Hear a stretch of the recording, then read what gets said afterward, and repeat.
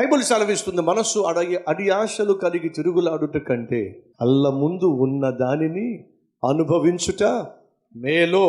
ప్రసంగి గ్రంథము 6వ అధ్యాయం 9వ వచనము. మనస్సు అడి ఆశలు కలిగి తిరుగులాడుట కన్నా ఎదుటనున్న దానిని అనుభవించుట మేలో. ఈరోజు మనలో చాలామంది మనస్సులు కుదురుగా ఉండటంలో తిరిగేస్తూ ఉన్నాయి. వాళ్ళింటికి వీళ్ళింటికి, వాళ్ళ దగ్గరికి వీళ్ళ దగ్గరికి.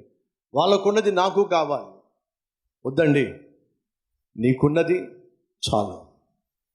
ఏదైతే నువ్వు కలిగి ఉన్నావో దానిని బట్టి నువ్వు ఆనందించలేకపోతే, ఏదైతే నువ్వు కోరుకుంటున్నావో దాన్ని బట్టి నువ్వు ఆనందించడం సాధ్యము కాదో. నా మాట మీకు ఏమైనా అర్థమైందా?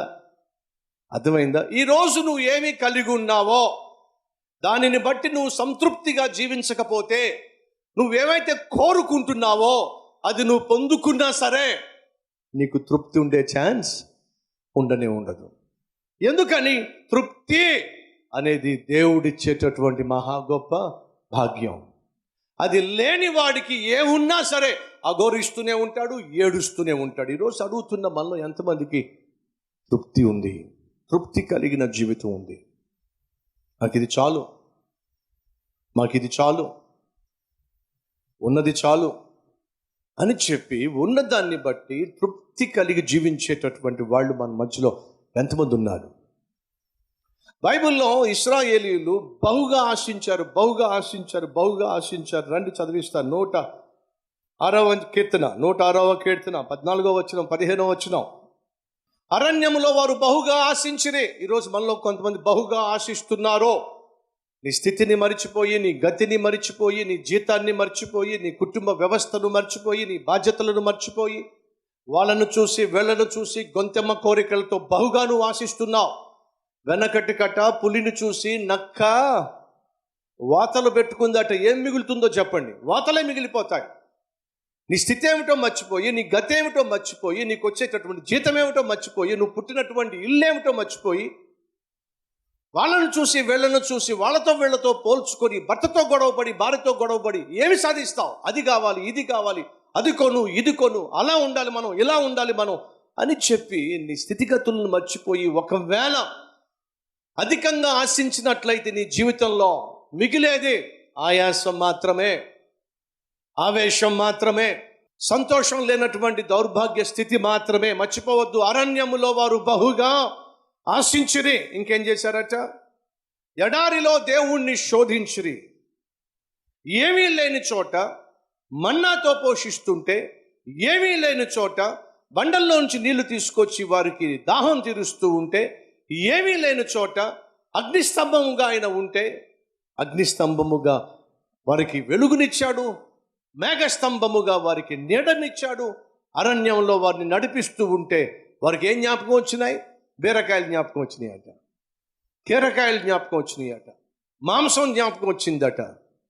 వాళ్ళను చూసి వీళ్ళను చూసి మాంస అపేక్ష గలవారై దేవుణ్ణి శోధించాడు. సహోదరి సహోదరులు, దేవుడు నీకేమిచ్చాడో అందులో తృప్తిగా జీవించు. చిన్న ఉద్యోగం ఇచ్చాడా?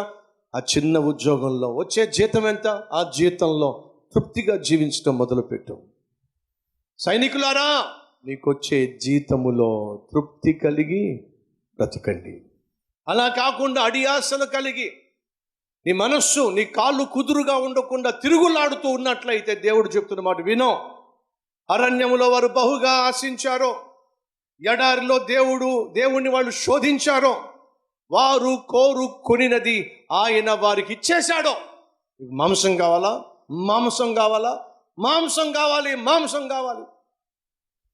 దేవదూతలు భుజించేటటువంటి మన్నాను దేవుడు ఆ మనుషులకు ఇస్తే అది రుచిగా లేదటండి. అస్తమానం మన్నానా, మాకు మాంసం జ్ఞాపకం వస్తుంది, మాకు మాంసం కావాలి.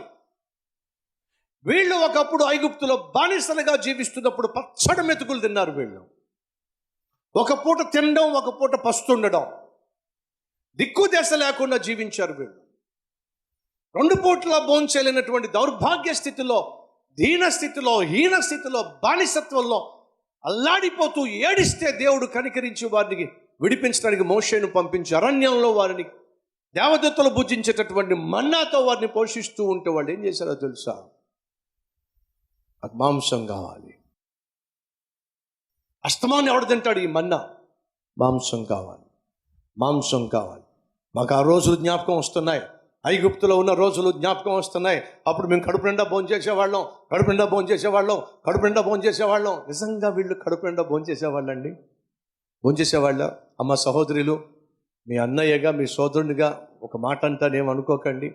పెళ్లి కాక మునుపు మనకున్న జతల బట్టలు ఎన్ని ఒకసారి ఆలోచించండి. పెళ్లి కాక మునుపు మనకున్న చీరలు ఎన్ని? మన నాన్న ప్రతి బర్త్డేకి, ప్రతి క్రిస్మస్కి, ప్రతి ఈస్టర్కి పట్టుచీర కొనగలిగాడా? కొనలేకపోయాడు. నాన్నతో గొడవ పడ్డారా? ఒక్కరోజు కూడా గొడవ పడ్డా. ఎంతమందికి అని మా నాన్న కొంటాడు?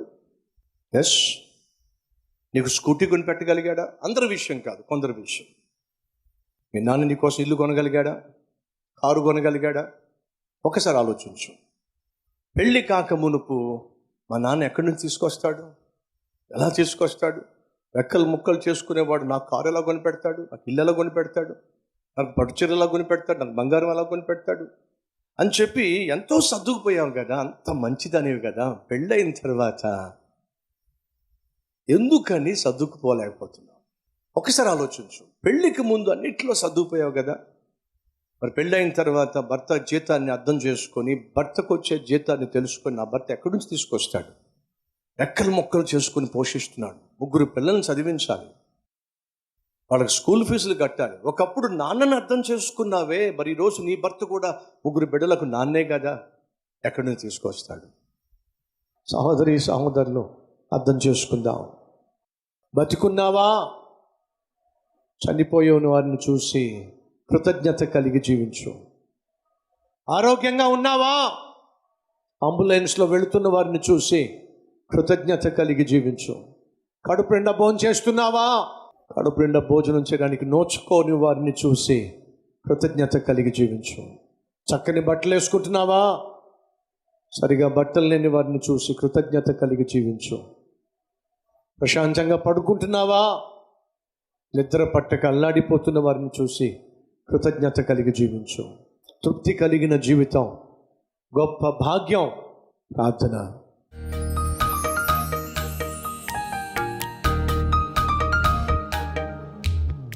మహాపరిశుద్ధుడు అయిన ప్రేమ కలిగిన తండ్రి, బహుశ్రేష్టమైన సందేశాన్ని మాకు అందించినందుకు నాయనా నీకు వందనాలు, స్తుతులు స్తోత్రాలు. నాయన, ఈ లోకానికి మేమేమి తీసుకురాలా, వట్టి చేతులతో వచ్చాం.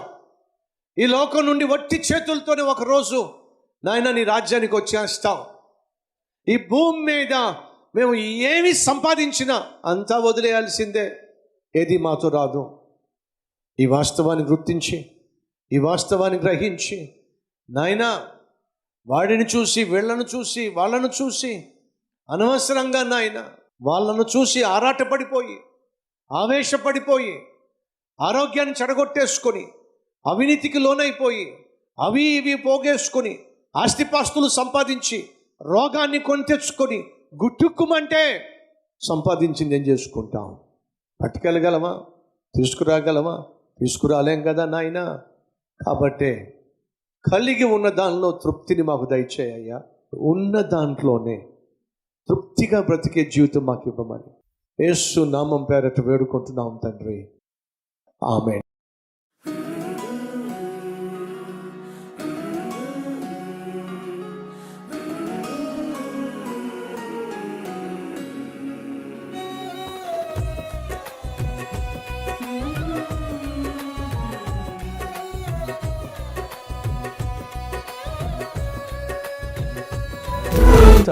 డైలీ డివోషన్ మీకు ఆశీర్వాదకరంగా ఉంటే 10 మందికి షేర్ చేయండి, లైక్ చేయండి, అలాగే ఖచ్చితంగా కామెంట్ పెట్టండి. మళ్ళీ రేపు ఇదే సమయంలో మరొక అద్భుతమైన డైలీ డివోషన్ మీ ముందుకు రాబోతున్నాను. అంతవరకు సెలవు.